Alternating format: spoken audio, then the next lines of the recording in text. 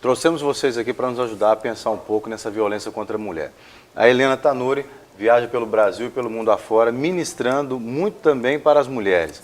Doutora Joana, embora esteja ali na delegacia do idoso, mas é mulher e também trata muitos casos de mulher. Da idosa mulher. Da idosa, né, também. 60 anos, 59 anos, delegacia de mulher. 60 anos, Já me é com a procurar, senhora. Exatamente. A gente aplica muito a Lei Maria da Penha lá.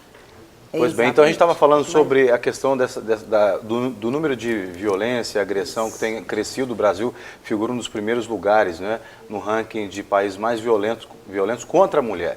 Né? E aí, o doutor Helps estava falando, né, da quantidade de processos, foi exatamente no momento que vocês chegaram. E aí eu queria fazer uma pergunta. O senhor disse que tem 17 mil processos aproximadamente só na sua vara onde o senhor é juiz. Quer dizer, o senhor é o único juiz que tem que julgar aquelas 17 mil casos. Exatamente. Isso significa dizer, então, que muitos daqueles casos são mulheres que foram violentadas, estão esperando uma decisão do senhor enquanto juiz para não ser mais agredida. Exatamente. Então, a gente pode pensar que elas estão sendo agredidas enquanto o processo está lá esperando. Estão vivendo risco.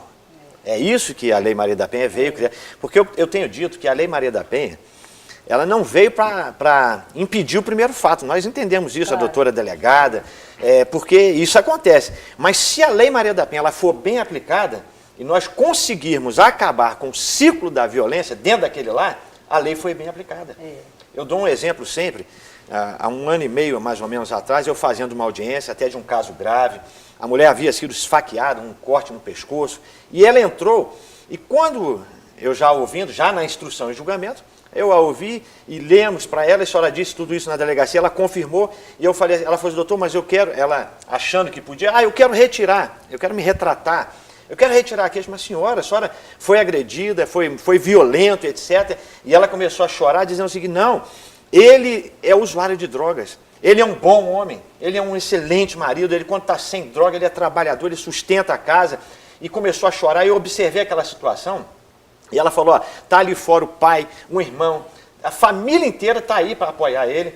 E ela saiu depois, ele entrou. Quando eu chamei aquele cidadão, conversei com ele aqui, sendo interrogado, diz que só agrediu sua esposa, até de uma forma grave, etc. Ele falou, doutor, se está escrito aí, eu fiz, mas não me lembro, porque eu sou drogado, eu preciso de ajuda. Gente, é uma realidade. Mais de 70%, 80% dos casos é isso. É a droga, é o álcool. O que é que eu fiz? Chamei aquela senhora de novo e disse, olha, eu tenho a oportunidade de mandar esse homem para uma casa de recuperação. E ela disse, doutor, chama o pai dele, chama o irmão, eles entraram. Ela disse, eu vou trabalhar para o período de 9 meses que ele estiver internado, vou sustentar minha casa. O pai disse, eu ajudo. O irmão disse, eu ajudo. Nós mandamos para uma casa de recuperação, um parceiro nosso na Pampulha. Ele passou 9 meses e hoje, depois de 1 ano e meio, nós sabemos que está em casa, recuperado, transformado, vivendo com a família, porque se livrou da maldição do vício da droga. Quer dizer, então, essa família foi amparada pela Lei Maria da Penha em toda a sua estrutura e toda a sua concepção. Por quê? Porque acabou com o ciclo da violência. Agora, restaurou a família, né? Restaurou uma família. Precisamos de ter uma estrutura do Estado para acompanhar essa situação, para que isso não volte a acontecer. Porque se o cidadão, de uma forma ou outra, ele vai estar sujeito a cair de novo no vício da droga e tal, e acontecer de novo. Então, se a gente tiver um tratamento, um acompanhamento... É por isso que nós temos o projeto Mediar. A Polícia Civil agora, temos, principalmente na delegacia de 12 mulheres, para mediar o conflito entre a família, porque muitas vezes esses casos assim, situações graves, mas que é problema de álcool, de droga, e que a própria vítima, ela quer que resolva nessa forma, não que outras medidas legais cabíveis. Normalmente ela diz, não quero representar, não quero prender, só quero que ele seja tratado. Principalmente quando se trata de filho, né? Quando é o filho que agride a idosa, elas pedem isso, para que haja... Agora é interessante que a igreja também desempenhe o seu papel. Porque a gente está vendo aqui pessoas que estão nos informando a respeito do que está sendo feito do poder público. Mas também há aquilo que a igreja pode fazer. A igreja, como indivíduos, cada um de nós aqui, não apenas a instituição igreja, mas também as pessoas chamadas à igreja de Cristo sobre a terra. Participação de... Então, por exemplo, porque a gente está falando aqui de casos extremos que chegam à delegacia. E as questões principalmente de abuso sexual e de abuso psicológico que não chega, né, a delegacia. Isso. Os casos, inclusive, também de violência física, que mulheres ainda escondem e falam, não, eu caí, foi no tanque, né, e tal. Então, a gente tem um amparo quando há uma denúncia, quando a mulher resolve denunciar, procura ajuda e tal, nesses órgãos públicos, mas também a gente tem que encorajar que as mulheres que estão nos assistindo a procurarem ajuda também na igreja. Ou seja, a igreja é dotada de pessoas, muitas vezes pessoas preparadas também, psicólogos, pessoas preparadas espiritualmente para amparar essa mulher e tentar fazer essa conciliação. Na nossa delegacia nós temos psicólogos, temos assistentes sociais para dar todo o apoio. Porque muitas vezes é muito difícil ela tomar esse primeiro passo, denunciar. E quando a gente recebe a denúncia no DIS, denúncia 181, que a gente vai verificar e é procedente, chama a vítima lá para verificar isso tudo, ela nega tudo. Daí quando ficar você falou. Até em situações que a situação é resolvida, essa mulher precisa de um acompanhamento. O lado espiritual também é muito importante. Porque a gente vê o seguinte, as mulheres agredidas, elas ficam com marcas eternamente e dificuldades, por exemplo, a submeter a uma autoridade, se submeter a outro homem, ou ao mesmo marido, né? A questão da submissão da mulher, que é algo saudável, que a Bíblia ensina. Então, as mulheres, elas ficam com essa dificuldade. Então, até mesmo para rebater isso, o lado espiritual, o acompanhamento com o psicólogo é muito importante. Isso. A gente até tem que fazer um resgate e ensinar o que é submissão. Porque, de repente, tem alguns homens que usam, inclusive, a Bíblia para respaldar a sua grosseria, a sua agressividade. Isso não é verdade. Eu recebi um conceito da pastora Yara Diniz, que eu carrego para a vida. Ela ensina a submissão. O que é a submissão? O sustento da missão. Aquilo que está debaixo, a coluna que sustenta a missão. E qual é a missão do homem? Amar a mulher como Cristo amou a igreja e a si mesmo se entregou por ela. Ou seja, vamos ajudar os nossos maridos nessa missão. Amar. Né? Amar.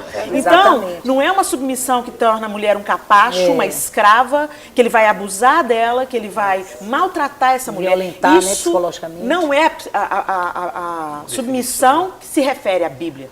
Então, a gente também tem que ensinar isso para o povo. Agora, vocês acham, por exemplo, que esse movimento feminista, porque quando você vê esses casos de violência contra a mulher aumentando, é uma barreira, então, que as feministas têm que enfrentar, porque elas conquistaram uma parte importante na sociedade, agora elas estão tendo que lidar com as consequências disso, porque tem muito homem que ainda não entendeu, né, a função da mulher realmente, que deve ser dele também, uma troca de identidades, uma falta de interpretação correta da identidade. E aí, então, vocês acham que a gente deveria, então, renegociar essas visões feministas, porque uma mulher muito forte, muito dura, a mulher é forte, mas eu digo no sentido dominadora, ela acaba despertando um lado, vamos dizer assim, um pouco inconsequente da outra parte. Vocês acham que deviam haver uma renegociação? Todos os extremos são perigosos, sempre foram. O movimento feminista, ele veio como uma reação a uma opressão masculina que já existia. Então, as feministas querendo reagir, não, a gente pensa, a gente tem ideias, a gente quer colocar essas ideias, a gente tem o direito de votar. Aí foi para o outro extremo, foi para o extremo oposto, e os opostos nunca são saudáveis. Deus é equilíbrio, né? Deus designou a mulher e o homem com papéis específicos para ambos serem felizes. Eu acho que a mulher e o homem têm que caminhar juntos. Não um atrás do outro, atrás de um grande homem, tem uma grande mulher, tem que caminhar juntos, ser parceiros. Né? Exatamente. Doutora, deixa eu até estender uma pergunta para a senhora. A senhora falou muito sobre a delegacia da mulher como a parte idosa, né? Eu acredito que a fragilidade aí foi ao quadrado. Porque realmente a mulher é a parte mais frágil e agora é um pouco debilitada da sua saúde, até mesmo um pouco mais enfraquecida pelo tempo. Ela se tornou um pouco mais idosa. É verdade que tem muita gente idosa que a gente olha e fala, meu Deus do céu, está mais jovem do que eu. Mas na teoria isso acontece. E eu acredito que o assédio psicológico dessas idosas é terrível. A gente já retratou aqui, inclusive uma vez que a senhora veio aqui, sobre os pedidos de empréstimos em nome de idosos. Esse abuso, eu queria que a senhora falasse um pouco sobre isso, porque quando a gente também fala um pouco da Lei Maria da Penha, a gente pensa muito na agressão física, naquela agressão mesmo, como nós retratamos. Eu queria que a senhora falasse um outro lado da moeda, que são essas idosas sofrendo agressão por causa de abuso psicológico, assédio moral. Essa fragilidade, né, que eles acham que ela é idosa por ser, né, que ela está frágil para isso, ela é muito procurada, muito perseguida, muito, principalmente para empréstimos, né, consignados, para outro tipo de negócio, né, muita falcatrua aqui, né, em termos.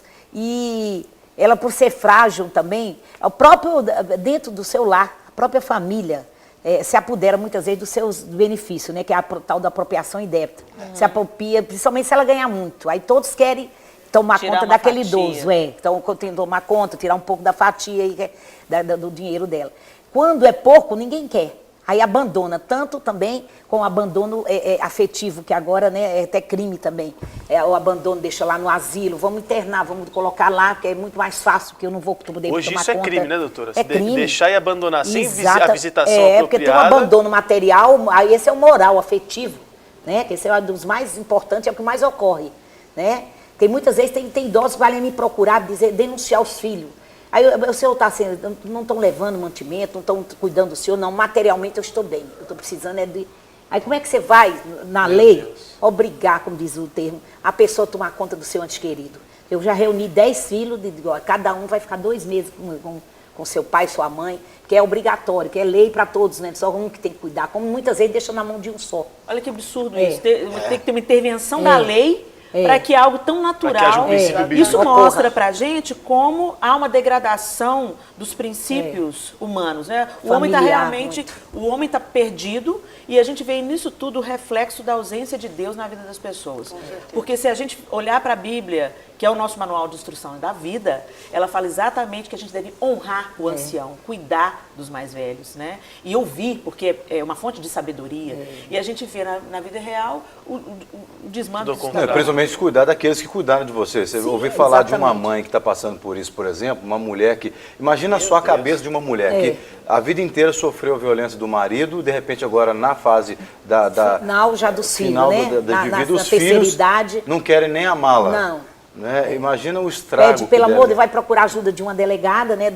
Como diz, a mediação lá da delegacia, nós temos um projeto Mediar, para poder os filhos cuidarem dela psicologicamente, afetivamente. Pedir amor, carinho, apoio.